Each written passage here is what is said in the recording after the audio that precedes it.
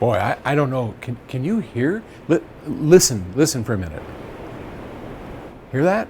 It's raining big time. We got a cloudburst, a thunderstorm going on here, which is typical for us here in summer, Colorado summers. We get these amazing thunderstorms. I'm just looking out the window. Sorry to be distracted, but you know me, I get distracted pretty pretty easily.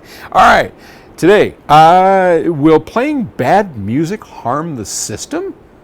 Now, there's a question I've never contemplated. It comes from John in Hong Kong.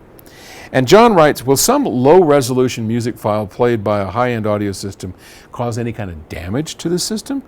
Say if I play many of the same low bitrate MP3 files or podcasting some internet radio through an audio system, will it burn in some kind of bad sound characteristics, or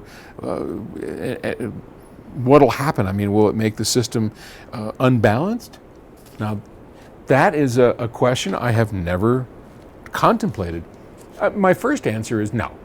No, from an electronics standpoint, what you play through your system is probably not all that relevant to the electronics. We know that if, for instance, you played only soft music or you played only loud music, over time, the break-in process, I know, where's our snake?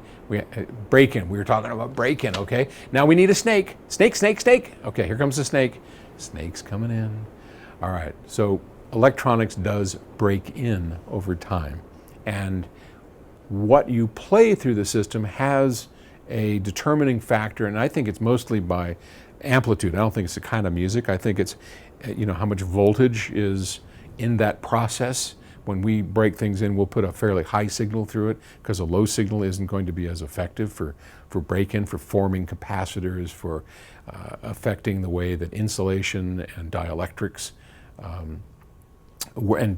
can be through even the PC board itself is affected by consistent signal use. But that aside, because I think that's fairly minor in what we're talking about, no, it won't change it. Now, one place that I will tell you that it might change and might be different is in a speaker. So I have seen instances where continual abuse of super compressed grinding music with a lot of square waves and upper harmonics that can really stress out a tweeter. Or bass notes that you play too loud can really heat up a voice coil of a woofer so bad that it starts to make a noise. I've seen a number of woofers where I'll push it in and you can hear it, and that happens because we've overheated the voice coil by the types of music and the loudness levels that we play that music at. Wow, it's really coming down. Amazing. But I don't think it's going to harm your speaker. And what a great question.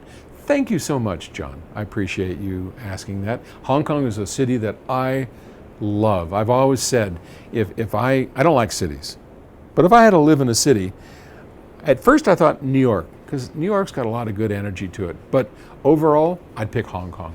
I love Hong Kong. The food is amazing. The people are great, and the weather, until it gets too hot, it's just wild. And talking about weather, holy crap, I better get inside. Well, I am inside. Never mind. Talk to you tomorrow. Bye.